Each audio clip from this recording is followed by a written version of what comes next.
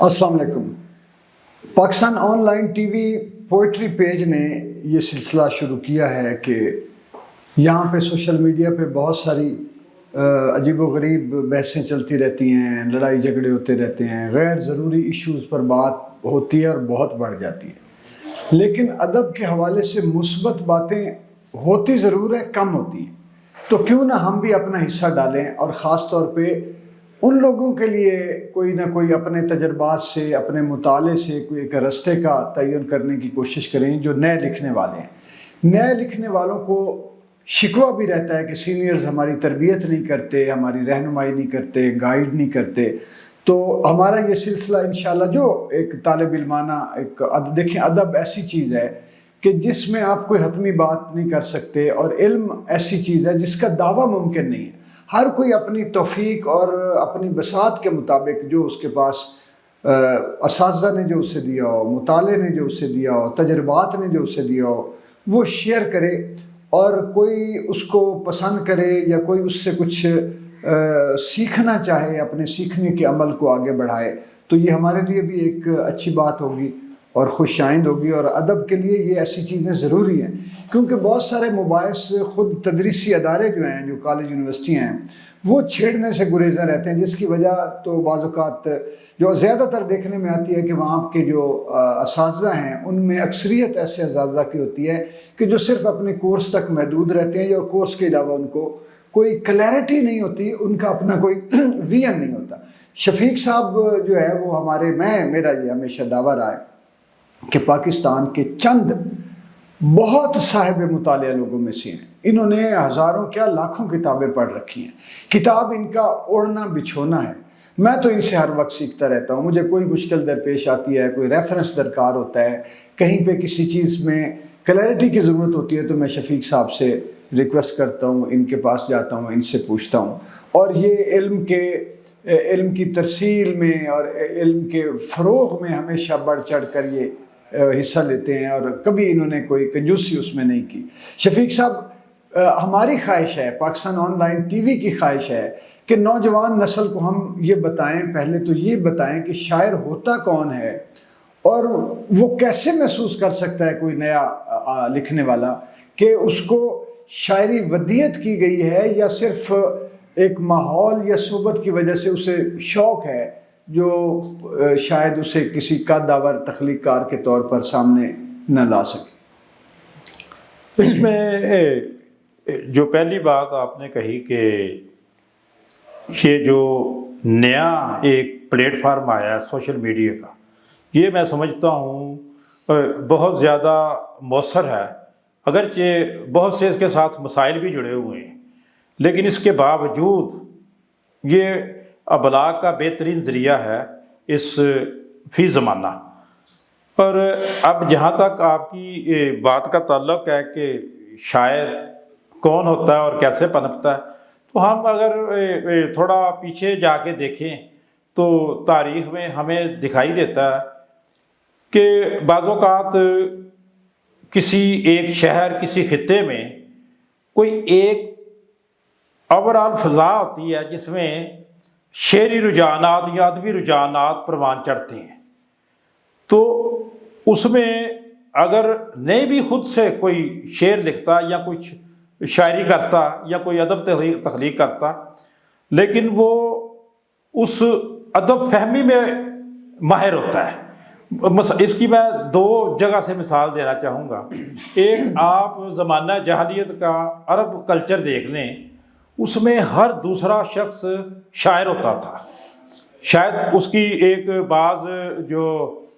عمرانیات کے ماہر ہیں اس کی وجہ یہ بیان کرتے ہیں کہ ان کی زندگی پلین اور سادہ تھی، اس لیے ان کے حافظے بھی اچھے تھے، بہت سی چیزیں یاد کر لیتے تھے، لیکن شاعری کو اس کے باوجود وہاں شاعری کا فروغ بہت زیادہ تھا۔ ہم دیکھتے ہیں کہ ہر دوسرا شخص وہاں شاعری کی طرف راغب تھا، شاید کوئی اور صناف نہیں تھی اور ادب کے ذرائع نہیں تھے، تو شاعری ایک مرکزی۔ اسی طرح ہم اگر ہندوستان میں دیکھیں تو دہلی اور لکھنؤ میں بعض ادوار ایسے رہے ہیں کہ جہاں پہ ہر گلی محلے میں ہر جگہ لوگ موضوع طبع تھے۔ اب آج کی زندگی جو ہے وہ پیچیدہ قسم کی زندگی ہے، اس میں بہت سے نفسیاتی، معاشی، سماجی مسائل اور طرح کے ہیں، لیکن ظاہر ہے یہ ایک فطری عمل ہے۔ اگر ہم صرف شاعری کو لیں، دیگر، کیونکہ آپ نے صرف شاعری کا تذکرہ کیا ہے، دیگر اصناف جو ادب کی ہیں ان کا تذکرہ نہیں کیا، تو میں جہاں تک شاعری کو سمجھتا ہوں کہ ایک ایج ہوتی ہے بعض اوقات جس میں لوگوں کا رجحان جو ہوتا ہے وہ شعر کی طرف یا وہ نغمگی کی طرف یا گیت کی طرف چلتا ہے، اور اس میں کچھ لوگ تو وہ آگے بڑھ جاتے ہیں، کچھ کا شوق صرف پیچھے پس منظر میں رہ جاتا ہے۔ اب اہم بات یہ ہے کہ جو لوگ دلچسپی رکھتے ہیں ان کے اس شوق کو کس طرح سے پروان چڑھایا جائے، یہ اصل مسئلہ ہے۔ تو اس کے لیے میں سمجھتا ہوں کہ سب سے جو بہترین طریقہ ہے کہ جو ہم سمجھے کہ یہ موضوع طبع آدمی ہے، ایک تو یہ ہے کہ وہ اپنے مطالعے کو وسیع کرے۔ جوں جوں وہ مطالعہ کرتا جائے گا تو بہت سی چیزیں اس کے اوپر از خود واشگاف ہوتی جائیں گی کہ یہ شعر کی بنت کیا ہے، اس کا نشست و برخاست کیا ہے مصرعے کا، تو یہ بہت سی چیزیں وہ از خود جاننا شروع ہو جائے گا۔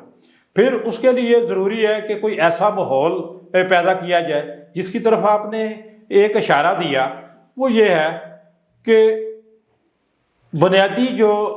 ہمارے ہاں تربیت گاہ سمجھے جاتا ہے وہ تعلیمی ادارے ہیں، جہاں سے طالب علم پڑھ کر عملی زندگی میں آتے ہیں یا دیگر شعبے میں جاتے ہیں، تو وہاں ادبی فضا کا ہونا بڑا ضروری ہے، اور وہاں جو پڑھانے والے ہوں یا وہ جو وہاں کے اساتذہ ہوں وہ انہیں گائیڈ کر سکتے ہیں کہ کون سی بک پڑھنی ہے، ابتدا میں کیا پڑھنا ہے، سینٹر میں کیا پڑھنا ہے، بعد میں کیا پڑھنا ہے، تکنیک کی کتنی ضرورت ہے اس فن کو سمجھنے کے لیے، اس کی فن لوازمات کیا ہیں، اس کی کیا کیا شکلیں ہیں، حید کیا کیا ہے اس تحریر کی جو آپ پڑھ رہے ہیں یا جس سے آپ ہاتھ اٹھا رہے ہیں۔ لیکن ہمارے ہاں مسئلہ یہ ہے کہ میں ایک طویل عرصہ تک مختلف تعلیمی اداروں سے وابستہ رہا ہوں، اب بھی میرا کسی نہ کسی حوالے سے واسطہ ہے، کہ وہاں جب میں دیکھتا ہوں وہاں لوگ اپنے گریڈ اور انکریمنٹ سے باہر کبھی نکلتے، اور ایسے میں نے ٹیچر دیکھے ہیں کہ ان سے پوچھو کہ پورے سال میں کتنی کتابیں پڑھی ہیں تو وہ کہیں گے جی میں نے تو وہ کوئی نہیں پڑھی، میں نے تو جب ایم ایس سی کر رہا تھا یا ایم اے کر رہا تھا جو پڑھا تھا وہی پڑھا یا نصاب کی پڑھا۔ اب جب یہاں صورتحال ایسی ہو تو بڑا مشکل ہوتا ہے کہ جسے شوق ہے کچھ لکھنے کا، کچھ پڑھنے کا، یا کچھ اپنے تخلیقی جو اس کے اندر آتش فشاں ہے اسے باہر لانے کا، اس کو راستہ کیسے دیا جائے۔ تو بنیادی طور پہ تو یہ تعلیمی اداروں میں بیسٹ ہو سکتا ہے۔ اب دوسرا جو پلیٹ فارم آج کل میں سمجھتا ہوں وہ سوشل میڈیا ہے، تو سوشل میڈیا میں جو بجائے اس کے کہ کوئی پس درجے کے اشعار یا وہ اس قسم کے لگائے جائیں یا ویڈیو کے ساتھ بنا کے لگائے جائیں کہ لوگوں کا مزاج یا ٹیسٹ خراب ہو، تو وہاں لوگوں کو ایجوکیٹ کسی نہ کسی طریقے سے کیا جائے۔ وہ اسی صورت میں ہو سکتا ہے کہ آپ جب سنجیدہ طریقے سے لٹریچر کو دیکھیں گے، بیان کریں گے، اس کے بارے میں بات کریں گے، اس کو کھولنے کی کوشش کریں گے، تو وہاں سے میں سمجھتا ہوں بہت سے لوگ سیکھ سکتے ہیں۔ اب جہاں تک میں ذکر کر رہا تھا کہ تعلیمی اداروں کا، اب نصاب کا تعلق ہے، اب بڑے مسائل ہیں اس میں، ظاہر ہے وہ یہ موضوع نہیں ہے براہ راست، لیکن میں سمجھتا ہوں ایک ضمنی طور پہ تذکرہ کرنا، مثال کے طور پہ ایک بچہ ایف اے کا ہے نا، تو اب ایف اے میں جو بچہ داخل ہوا ہے فرسٹ ایئر میں، اس کی عمر 16 سے 18 سال کے بیچ میں ہوتی ہے۔ اب جو ابھی ادھر پنجاب ٹیکسٹ بک بورڈ میں پڑھایا جا رہا ہے نصاب، اس میں 2 غزلیں لگی ہوئی ہیں داغ کی۔ اب میں نے داغ کی ایک اپنی حیثیت ہے، ایک استاد شاعر تھا، اس کی ایک مقام ہے ادب میں، سارا کچھ، لیکن یہ ایک طے شدہ بات ہے کہ اس کی شاعری میں بازاری پن بہت زیادہ ہے، کیونکہ اس کا تعلق ایسے ہی طبقے سے تھا۔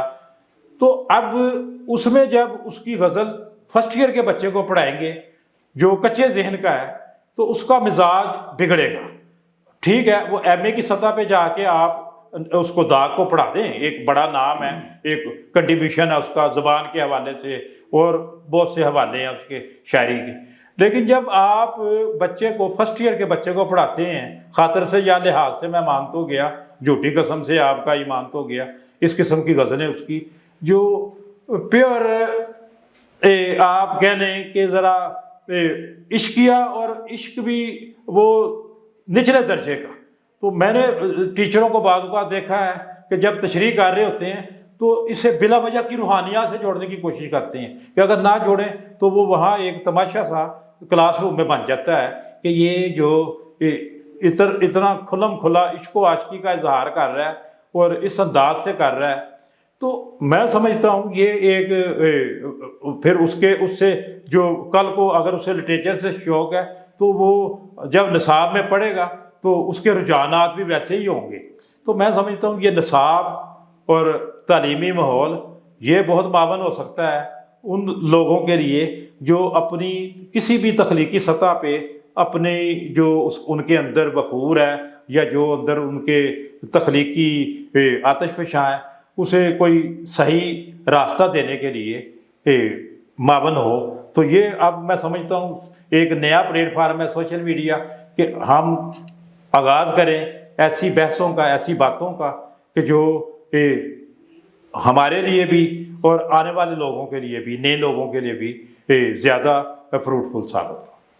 شفیق صاحب، آپ نے جو آتش فشاں کی بات کی ہے یہ بڑی اہم ہے۔ میں بھی یہ سمجھتا ہوں ذاتی تجربے سے اور مشاہدے سے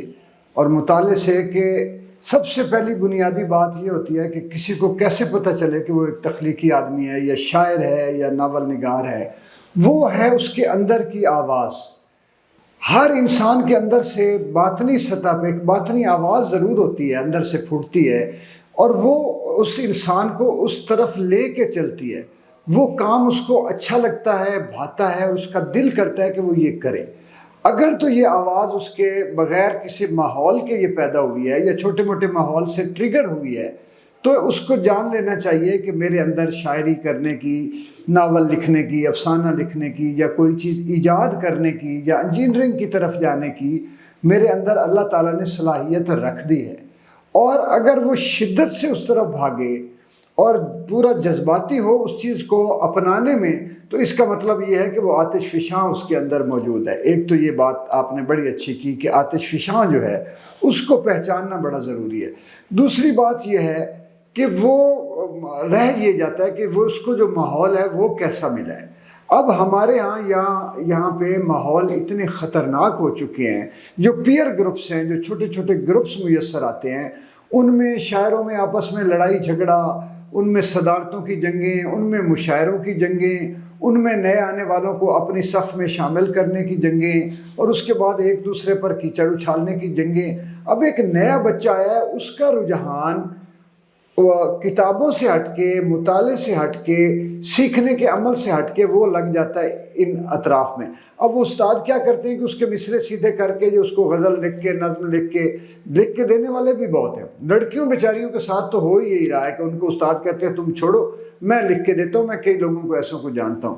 وہ بجائے استاد بھی اتنے بونے موجود ہیں کہ جن کو یہ نہیں پتا کہ ایک زرخیز ذہن کا معصوم نوجوان ہمارے پاس آیا ہے، تو ہم اللہ کی دی ہوئی کسی مہارت سے، فن سے اس کی مدد کریں، اس کو سہارا دیں۔ وہ کیا کرتے ہیں، اس کو اپنے لیے یوز کرنا شروع کر دیتے ہیں۔ اب پہلی پرکھ جو میں سمجھتا ہوں وہ یہ ہے کہ جب انسان کو پتہ چل جائے کسی نوجوان کو کہ اس کے اندر یہ صلاحیت ہے، قدرت نے دی ہے، اس کا دل کھنچتا ہے شاعری کی طرف، تو اس کے بعد وہ کسی نہ کسی ایسے استاد کی تلاش کرے جو مخلص ہو اور سادہ انسان ہو، علم والا ہو، علم رکھتا ہو، اور وہ یہ جو شعری اور شاعری اور ادبی جو معافی ہیں ان سے وہ دور رہنے والا ہو، اس سے تعلق نہ ہو۔ یہ بنیادی، اور وہ اس کا رجحان شاگرد اس سے محسوس کر سکتا ہے کہ استاد مجھے کچھ اور کاموں میں لگا کے میرا ذہن جو ہے وہ کچھ منتشر کر رہا ہے یا کسی اور طرف مجھے ٹو کر رہا ہے یا مجھے رہنمائی فراہم کر رہا ہے، گائیڈ کر رہا ہے، اور میرے اندر سے اس خوشبو کو باہر نکال کے مہکانے کی کوشش کر رہا ہے جو اللہ تعالیٰ نے بخشی ہے۔ آپ کیا سمجھتے ہیں اس بارے میں؟ یہ بالکل آپ نے ٹھیک کہا، اس میں میرے جو مشاہدے میں کہ ایک تو آپ نے گروپ بندی کی بات کی، اور ایسے لوگوں کی جو مافیا کی شکل میں نہ لٹریچر ان کا مسئلہ، نہ شاعری مسئلہ، نہ کچھ اور، نہ علم مسئلہ، وہ ان چیزوں کو ٹول کے طور پہ وہ اپنی معاشی سودگی کے لیے، معاشرتی رکھ رکھاؤ کے لیے، اپنی چدراہٹ کے لیے وہ ٹول کے طور پہ استعمال کرتے ہیں۔ تو ان کی کوشش ہوتی ہے کہ کوئی ایسا جو نو موضوع آدمی آ گیا ہے، اس کو اپنے حلقہ اثر میں لے لیں اور اس کو اپنے ڈگر پہ چلائیں۔ تو یہ رویہ بالکل ہی زہر قاتل ہے۔ اور اس میں ایک اور جو بات آپ نے کہی کہ وہ میں سمجھتا ہوں بالکل ٹھیک ہے، اس میں خاص طور پہ جو بچیاں، پہلی بات تو یہ کہ وہ از خود خوفزدہ ہوتی ہیں کہ یہ جو میں لکھ رہی ہوں ایسا، تو اگر کر دی تو یہ کہیں ایسا تو نہیں ہے کہ کوئی میرے گھر والوں پہ حرف آ جائے گا، بدنامی کا باعث نہ بنے۔ بدنامی کا باعث۔ اس کی وجہ کیا ہے کہ عموماً جب کوئی خاتون یا لڑکی کچھ چیز لکھتی ہے تو ہم اس کا تانا بانا اس کی ذات میں سے تلاش کرنا شروع کر دیتے ہیں فوری طور پہ۔ اس کا مشاہدہ یا اس کا تجربہ یا اس کو نہیں دیکھتے کہ اس کا جو معاشرتی مشاہدہ ہو سکتا ہے، ہم اس کے معنی اس کی ذاتی زندگی میں فوراً تلاش کرنے کی سادہ لفظوں میں کہ جی کسی نے کوئی محبت کا عشق کا شعر لکھ دیا تو ہم کہتے ہیں اس لیے یہ تو کسی کے ساتھ منسلک ہے، تو اور اس کو غلط نظر سے دیکھ رہے ہیں۔ یہ چیز اس کے اندر خوف پیدا کرتی ہے۔ تو دوسری چیز کہ وہ بچیوں کا زیادہ تر وہ معاشرتی روابط اس طرح نہیں ہوتے جیسے ایک لڑکے کے ہو سکتے ہیں، لوگوں میں اٹھنا بیٹھنا یا اور طرح۔ تو ایسے حلقے میں جہاں لٹریچر پروان چڑھ رہا ہو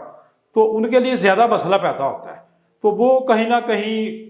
مسائل کا شکار زیادہ ہوتی ہیں۔ تو میں سمجھتا ہوں کہ ایسے رویے جب تک ترک نہ ہوں گے اور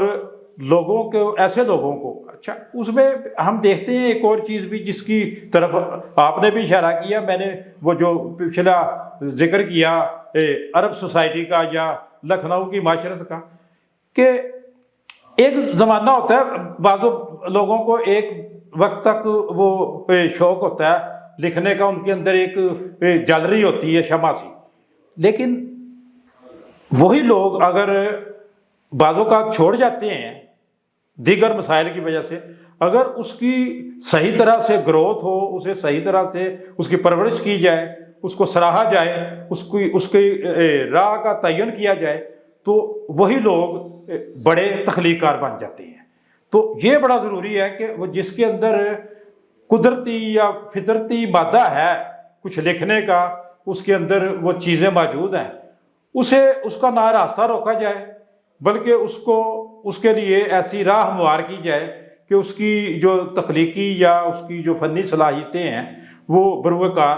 لائی جا سکے۔ تو یہ بہت ضروری ہے کہ ہم ایسا ماحول اسے دیں یا اس کے ساتھ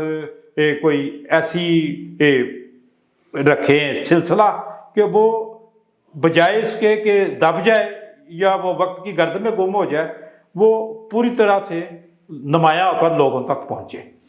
بہت شکریہ شفیق صاحب۔ یہ جو چند باتیں ناظرین نکلی ہیں وہ یہ ہیں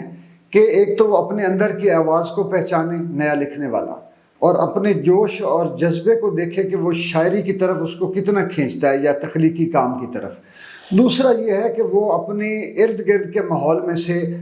ایسے اساتذہ کو، ایسے سینئرز کو خود پہچانے کہ جو مخلص ہوں اور بہت چالاک اور مکار قسم کے نوجوانوں کو استعمال کر کے شرابوں، چرسوں اور ان دھندوں میں لگا کے ان کی زندگی برباد کرنے والے نہ ہوں۔